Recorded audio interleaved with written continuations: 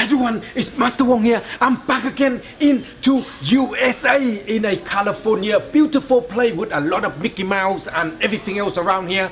And this particular question you're asking me is quite important. How to fight effectively. Now, I'm looking on internet a lot and find this master here because he's talking a lot about fighting, self-defense and stuff like that. So I come all the way over here to ask him this question, and he's teaching a lot of world champion on the UFC. So he really qualified to answer this question for you.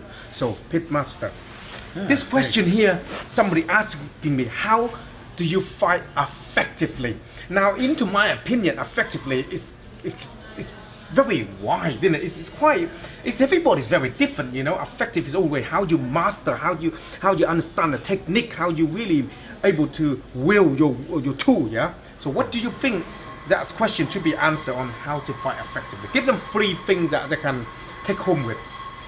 Okay, we can do this. All right, how to fight effectively? That's a loaded question, but let's go with it. Number 1, without a doubt, distance. You have to control the distance to be effective. There's nothing else that's even a close second to distance. If you realize it, if you watch in the street, if a guy wants to take the other guy down, he has to get close to him to do it. In the UFC, you always see the wrestler versus the striker. The person that can control the distance will win. So distance is the most important thing to fight effectively.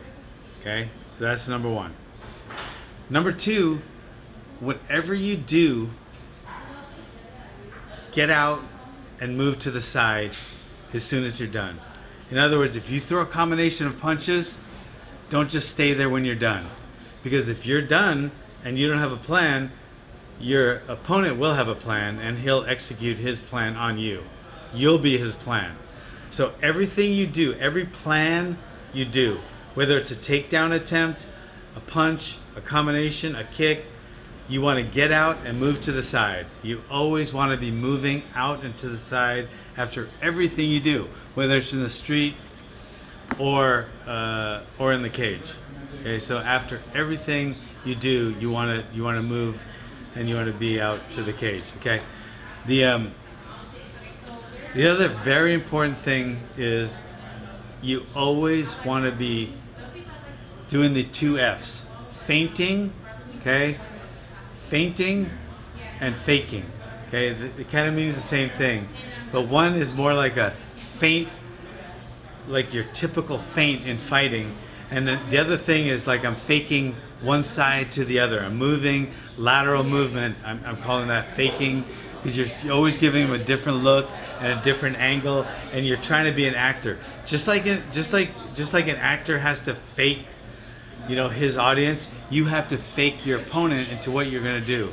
So it's faking or feinting, okay, all the time moving. You don't want to ever telegraph, which is the opposite of that, and that's telling your opponent what you're going to do.